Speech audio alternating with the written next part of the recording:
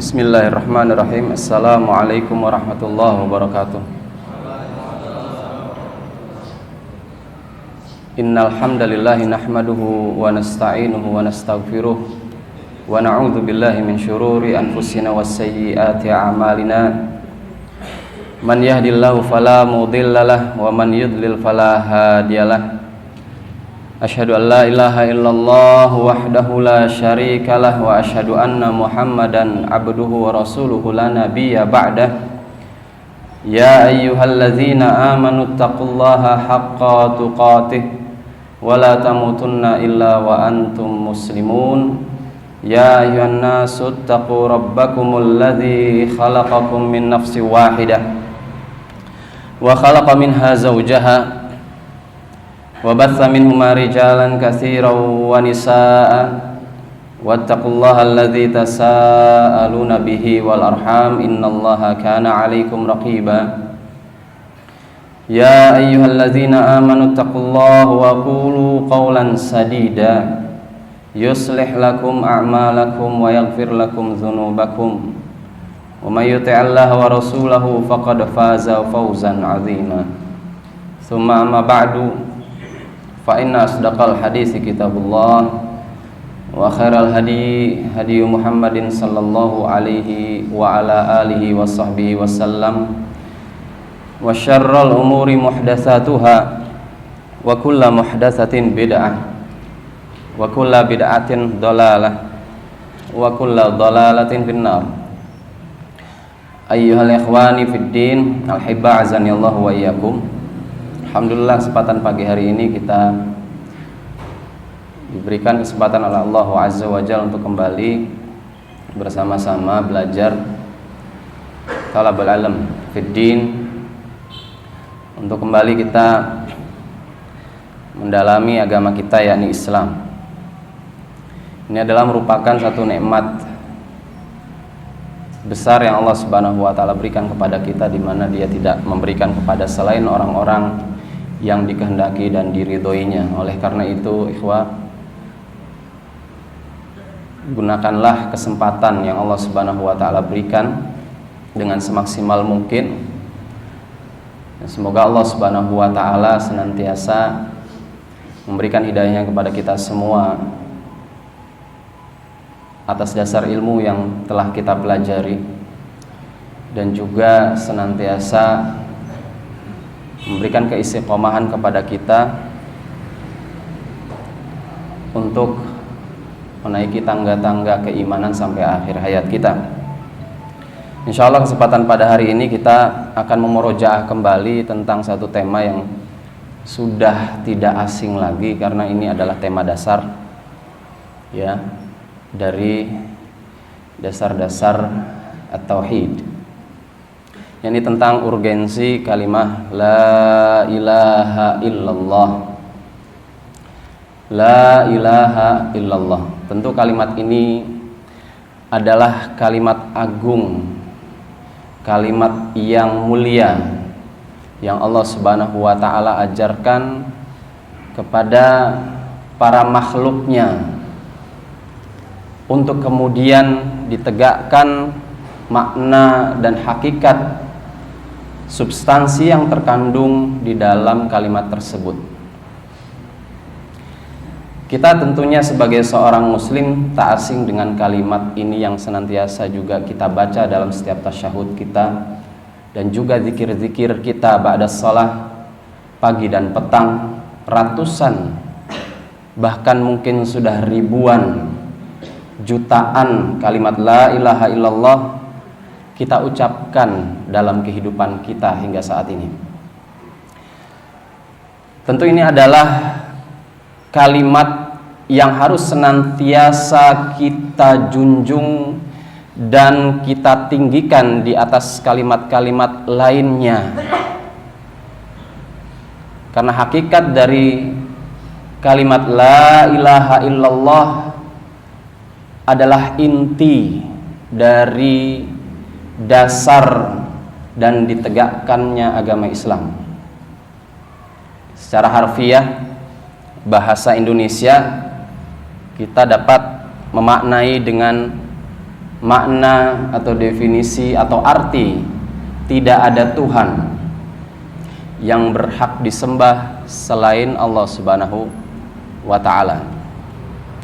Syekh Shalih Al-Fauzan pernah memberikan penjelasan tentang makna la ilaha illallah yang tepat itu seperti apa. Walaupun banyak definisi-definisi yang beredar di kalangan umat muslim tentang makna la ilaha illallah. Kata beliau, ada di antara mereka yang mendefinisikan la ilaha illallah dengan la ma'buda illallah. Tidak ada ma'bud yang disembah atau zat yang disembah illallah kecuali Allah Subhanahu wa ta'ala. Menurut beliau, definisi ini kurang tepat. La ma'buda illallah, tidak ada yang disembah melainkan Allah. Karena pada hakikatnya banyak rob-rob yang disembah selain Allah Subhanahu wa ta'ala. Atau bisa jadi definisi ini mengarah kepada salah satu dari pemahaman yang menyimpang, yakni tentang pemahaman hululiyah, menyatunya zat Rabb dengan zat hamba. Artinya tidak ada yang disembah melainkan itu adalah Allah. Maka ketika ada yang disembah patung, maka itu Allah. Ketika ada yang disembah sosok manusia tertentu, maka itu adalah Allah. Konsekuensi dari makna la ma'buda illallah. Ketika ada yang disembah batu, jadi manusia menyembah batu, melainkan batu itu adalah Allah.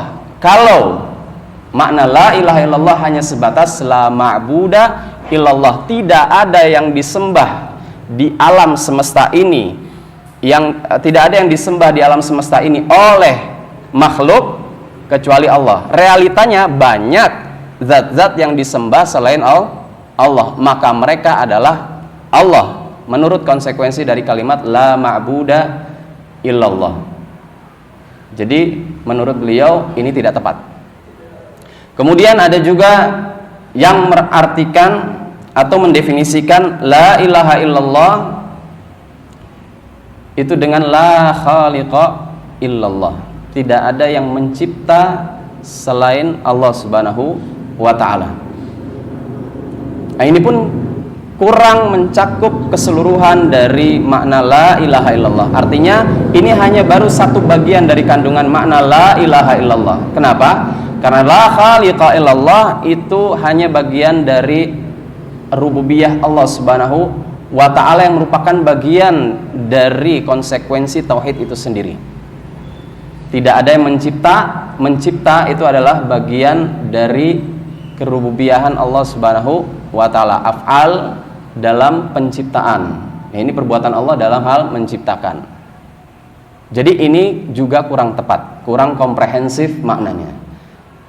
Kemudian beliau juga menjelaskan ada juga yang mengartikan la ilaha illallah dengan la hakima illallah. Tidak ada hakim, ya, selain Allah Subhanahu wa ta'ala. Tidak ada yang berhak untuk memutuskan hukum, ya, memutuskan perkara-perkara, hukum-hukum di alam semesta ini kecuali Allah Subhanahu wa ta'ala. Ini pun menurut beliau kurang komprehensif, karena ini hanya satu bagian dari kerububiyahan Allah Subhanahu wa ta'ala. Oleh karena itu, dari berbagai macam definisi-definisi itu, kemudian beliau menyebutkan yang tepat dari makna la ilaha illallah adalah la ma'buda bihaqqin illallah, yaitu adalah tidak ada zat yang disembah dengan benar, bihaq, dengan benar. Benar dalam sisi konsekuensi dari tuntutan, sesungguhnya dialah sebenar-benarnya ilah yang memang dia yang harus disembah, satu. benar dalam sisi tata cara atau cara-cara menyembahnya, beribadah kepadanya sesuai dengan apa yang telah dia tetapkan. Karena banyak Tuhan yang disembah, atau bahkan ada yang mengklaim menyembah Allah Subhanahu wa taala tapi tidak dengan cara yang telah Allah Subhanahu wa taala tetapkan melalui siapa? Melalui rasul-rasulnya. Kalau antum tanyakan orang-orang Yahudi, mereka mengakui tentang ketauhidan Allah Subhanahu wa ta'ala, bahwasannya ilah itu ahad. Pernah mendengar ini seruan apa ya, kalau mungkin kita disebutnya azan gitu ya, seperti azan, cuman ini dari kalangan Israel, Bani Israel, yang senantiasa seruan ini juga di di negara Israel diserukan dengan bahasanya Ibrani yang dikenal. Mereka mengatakan, dan ini tercakup kata mereka di dalam Taurat mereka, kalimatnya adalah Shima Yisrael. Shima dalam bahasa Arab itu ya sama dengan artinya isma'u. Shima Yisrael, ya Bani Israel, dengarkanlah wahai Israel, ya, Adonai Elohenu, Adonai Echad, Adonai Elohenu, Adonai Echad. Tuhan, ya, ilah kita adalah Tuhan yang esa. Tuhan ilah kita adalah Tuhan yang esa. Seperti itu yang senantiasa didengungkan oleh mereka untuk menyeru Bani Israel dengan bahasanya, dan mereka klaim kalimat ini ada di Taurat mereka. Mereka meyakini akan keesaan ilahi, tapi mereka tidak termasuk orang-orang yang beriman. Kenapa? Menyembah Allah bukan dengan cara yang telah diajarkan oleh Rasul yang diutus kepada Allah Subhanahu wa taala. Kenapa? Karena mereka menolak rasulan Nabi Muhammad sallallahu alaihi wasallam. Sehingga percumalah keyakinan mereka kepada Allah Subhanahu wa taala, ya, bahwasanya Allah itu ahad. Echad itu ahad. Gitu ya. Jadi la ma'budu bihaqqin illallah. Ini definisi yang jami' ma'ni. Semua makna yang terkandung dalam kalimat la ilaha illallah terkandung dalam la ma'buda illallah, sudah mencakup keseluruhannya. Mani dan hal-hal yang tidak tercakup di dalam makna la ilaha illallah itu sudah dikeluarkan semua. Tidak ada Tuhan yang berhak disembah selain Allah Subhanahu wa ta'ala. Dan kemudian kalimat la ilaha illallah itu juga memiliki rukun.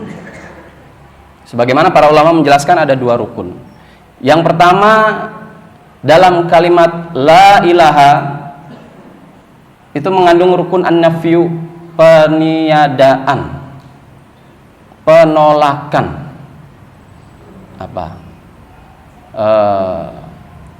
Penolakan, peniadaan terhadap zat-zat yang dianggap atau disembah atau dianggap Tuhan selain Allah Subhanahu wa ta'ala. La ilaha, tidak ada ilah yang berhak disembah illallah. Kemudian rukun yang kedua adalah al-itsbatu, yaitu penisbatan, penetapan bahwasannya hanya Allah satu-satunya zat yang berhak disembah dengan benar, dengan apa yang telah diridhoinya, karena penyembahan itu adalah haknya semata, ya.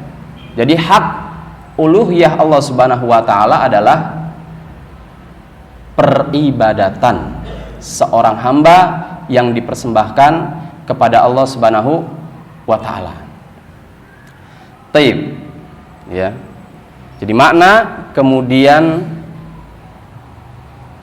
adanya rukun yang terkandung dalam kalimat la ilaha illallah. Nah, tentu kalimat ini memiliki satu urgensitas yang sangat besar sekali di dalam Islam. Kenapa sangat penting untuk didalami maknanya, dipahami, bahkan kemudian diterapkan, diamalkan segala konsekuensi yang terkandung di dalam kalimat ini.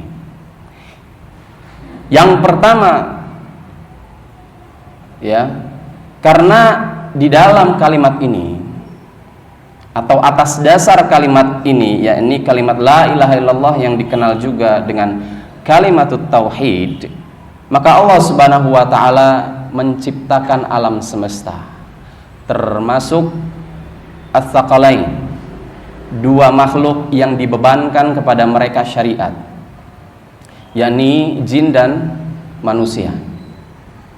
Jadi atas dasar la ilaha illallah, bukan yang lainnya, Allah menciptakan alam semesta. Di mana di dalam surah Az-Zariyat sudah dijelaskan ayat 56, Allah Subhanahu wa taala berfirman, a'udzubillahi samiil alimi minasyaitonir rajim, wa ma khalaqtul jinna wal insa illa liya'budun. Tidaklah aku menciptakan jin dan manusia kecuali hanya untuk liya'buduni, beribadah kepadaku. Ibnu Abbas rahimahullah ta'ala mengartikan liya'buduni ay liyuwahhiduni, ya ini untuk senantiasa mentauhidkan aku, yakni ya untuk mentauhidkan aku, di mana mereka harus menolak ilah-ilah selainku dan menetapkan aku sebagai ilah untuk disembah oleh mereka. Siapa? Jin dan manusia. La ilaha illallah. Jadi tidaklah jin dan manusia serta alam semesta ini diciptakan kecuali hanya untuk beribadah kepada Allah Subhanahu wa taala. Tentu dengan apa yang telah Allah Subhanahu wa taala perintahkan kepada mereka, para makhluk tersebut, bagaimana beribadah kepadanya. Karena tentu bentuk peribadatan, ya, selain manusia dan jin yang sudah ditetapkan di dalam syariat yang dibawa oleh Nabi Muhammad SAW, ini yang berlaku sampai akhir zaman, apa yang tertuang dalam Al-Quran dan Al-Hadis, maka kemudian makhluk-makhluk selain kedua makhluk ini pun juga beribadah kepada Allah Subhanahu wa taala dengan apa yang Allah tetapkan atas mereka. Contoh para malaikat, mereka beribadah dengan tugas-tugas yang Allah berikan kepada mereka, dan masing-masingnya berbeda-beda dengan tugas-tugas mereka yang mereka kerjakan sebagai bentuk peribadatan mereka kepada Allah. Ada ibadah umum yang juga mereka lakukan untuk beribadah kepada Allah, seperti tasbih.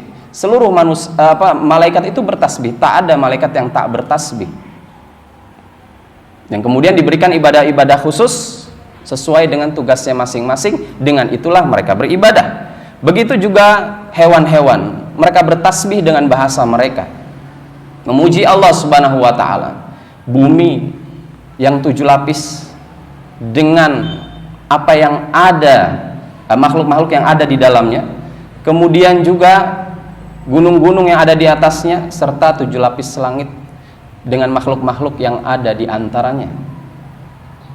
Demikian Allah Subhanahu wa taala telah menciptakan mereka semua hanya untuk menegakkan kalimah la ilaha illallah. Dengan itulah la ilaha illallah terwujudkan menjadi satu yang tegak, yang tak akan mungkin ada yang dapat meruntuhkannya. Karena ini adalah kalimat yang secara kauniyah, sekali lagi, kauniyah di alam semesta tidak ditolak oleh seorang makhluk pun. Tidak dapat ditolak. Mau tidak mau, sejak mereka diciptakan, mereka harus beribadah kepada Allah Subhanahu wa ta'ala, kecuali kepada ats-tsaqalain, kedua makhluk ini yang Allah uji mereka dengan apa? Dengan pilihan. Walaupun Allah Subhanahu wa ta'ala sudah menjelaskan kepada mereka di dalam syariatnya bagaimana konsekuensi la ilaha illallah itu, kemudian dengan ujian pilihan itu mereka dipersilakan memilih. Wa qulil haqqu mir rabbikum faman syaa'a falyu'min wa man syaa'a falyakfur. Tidak ada intimidasi, tidak ada tekanan. Kalian memilih, tapi ingat masing-masing pilihan ada konsekuensinya. Beriman dengan la ilaha illallah dakhalal jannah, mengkufuri la ilaha illallah dakhalan nar. Itu adalah konsekuensinya, yang semuanya sudah dijelaskan secara jelas, rinci, detail, tidak ada kesamaran di dalamnya. Apa yang telah dia jelaskan melalui Rasulnya dalam Al-Quran dan As-Sunnah.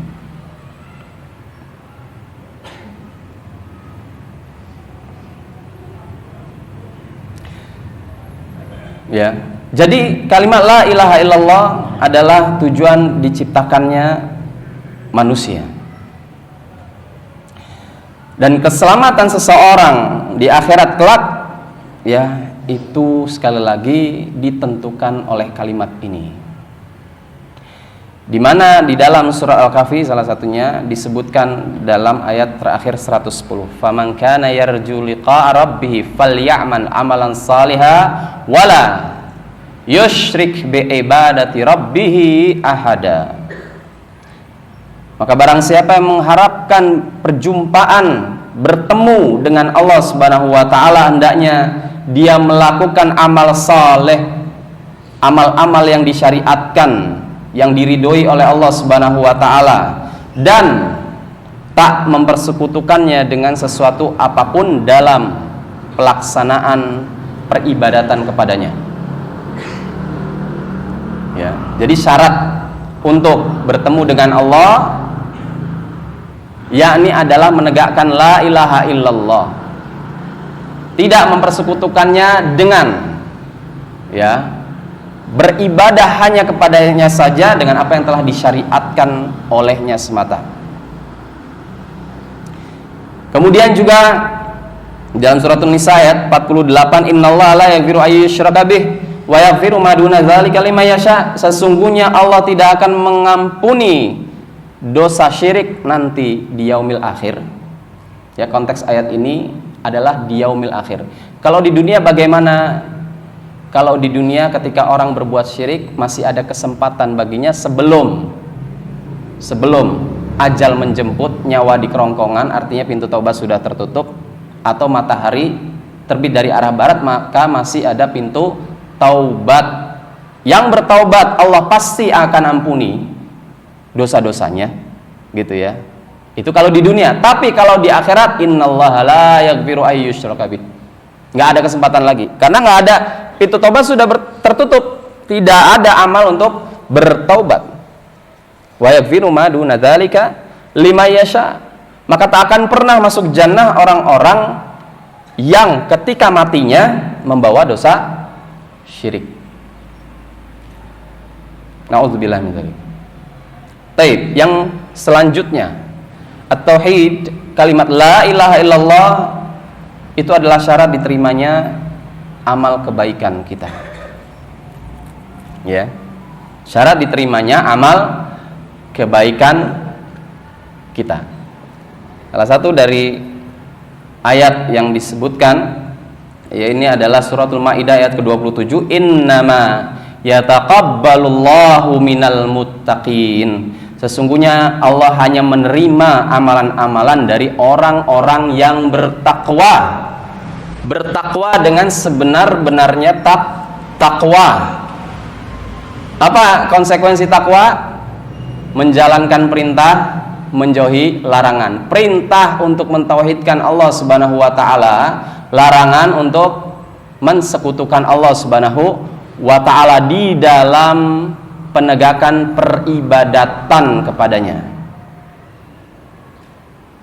Ada perintah, ada larangan. Perintah terbesar adalah untuk mentauhidkan Allah Subhanahu wa taala. Dan larangan terbesar adalah berbuat syirik kepada Allah Subhanahu wa taala. Maka orang-orang demikian amalnya Allah akan terima. Innama yataqabbalullah minal muttaqin. Kemudian di dalam suratul Bayyinah ayat kelima, wa ma umiru illa liya'budullaha mukhlishina lahuddin. Tidaklah mereka diperintah kecuali hanya untuk beribadah kepada Allah semata, ya, dengan mengikhlaskan amalan kepadanya. Mukhlishina lahuddin. Kata-kata ikhlas di sini yang dimaksud adalah meniatkan atau mempersembahkan seluruh ibadah-ibadah yang dilakukan di dalam agama Islam hanya untuk Allah. Itu makna ikhlas di sini. Memurnikan innas salati wa nusuki wa mahyaya wa mamati lillahi rabbil alamin. Ya, syahidnya di sini adalah lillahi rabbil alamin. Seluruh ibadah-ibadah itu, salatku, ya, nusuk pada asalnya adalah zabah, sembelihan yang disembelih, atau berlaku kemudian untuk ibadah-ibadah, ya, yang lainnya juga an-nusuk, ya, peribadatanku, sembelihanku, wa mahyaya wa mamat, yakni kehidupanku dan kematianku, lillahi rabbil alamin, semuanya itu hanya untuk Allah subhanahu wa ta'ala. Ini konsekuensi dari tauhid. Dengan ini setiap amal ibadah Allah pasti akan terima. Jadi ini adalah kalimat la ilaha illallah adalah salah satu dari syarat, ya, makbul, diterimanya ibadah. Dan kemudian firman Allah Subhanahu wa taala dalam suratul Furqan ayat ke-23, wa qadimna ila ma amilu min amalin faja'alnahu haba'an mansura. Dan kami persaksikan kepada mereka bahwa amal kebaikan yang mereka amalkan kami jadikan debu-debu yang berterbangan karena sebab. Ini berbicara kepada orang-orang, khitabnya untuk orang-orang musyrik. Mereka itu orang-orang musyrik, ya, dan orang-orang kafir yang tidak beriman kepada Allah Subhanahu wa taala atau telah menyekutukan Allah Subhanahu wa taala. Dan kami jadikan amal-amal mereka itu, ya, sebagai haba'an mansura. Karena kesyirikan dan kekufuran adalah sebab runtuhnya keseluruhan amal atau sebab tertolaknya seluruh amal. Tidak ada yang diterima sama sekali dari apa yang mereka amalkan, walaupun itu adalah amal-amal kebaikan. Sedekahnya misalkan, mau triliunan, mau sebesar gunung Uhud, kalau itu tidak didasari di atas la ilaha illallah, haba'an mansura. Mau di pandangan manusia adalah orang yang dermawan sekali, haba'an mansura. Karena yang menilai untuk menerima atau tidak menerima hanya Allah Subhanahu wa taala, bukan manusia. Ya. Kemudian kalimat la ilaha illallah adalah miftahul jannah, kunci surga. Ini konsekuensi selanjutnya. Nabi sallallahu alaihi wasallam bersabda sebagaimana yang telah diriwayatkan oleh Abu Ya'la, man qala la ilaha illallah sidqan min qalbihi dakhalal jannah. Barang siapa yang mengatakan kalimah la ilaha illallah, mengucapkan la ilaha illallah jujur dari dalam hatinya, jadi bukan hanya lisan tapi connect dengan apa yang ada di dalam jiwanya, jujur jiwanya terhadap apa yang diucapkan lisannya dari kalimah la ilaha illallah, pun terkoneksi juga dengan amalnya, menunjukkan amalnya itu apa yang ada di dalam hatinya dari kalimat la ilaha illallah. Tidak ada amalnya yang tidak dipersembahkan, kecuali semua amal-amal ibadahnya dipersembahkan hanya untuk Allah Subhanahu wa ta'ala. Kalau demikian, dan itu sekali lagi ada di dasar hatinya, dakhalal jannah, pasti Allah Subhanahu wa ta'ala akan memasukkannya ke dalam jannah. Kemudian man mata wa huwa ya'lamu an la ilaha illallah dakhalal jannah. Barang siapa yang mati dalam keadaan dia mengilmui, paham benar tentang makna, konsekuensi, urgensi dan kandungan la ilaha illallah, dakhalal jannah. Tentu pemahaman ini bukan berarti hanya sekedar paham tapi tidak diamalkan, bukan kayak gitu yang dimaksud. Tentu ada konsekuensi yang terkandung di dalam la ilaha illallah untuk diamalkan konsekuensinya. Ya, buktinya apa Anda yakin terhadap la ilaha illallah? Maka itu harus dibuktikan di dalam amal perbuatan. Dan masih banyak lagi hadis-hadis yang senada dengan ini. Ya. Kemudian yang terakhir bahwa la ilaha illallah adalah inti dakwah para al-anbiya wa rasul. Ya. Inti dakwah para nabi dan rasul.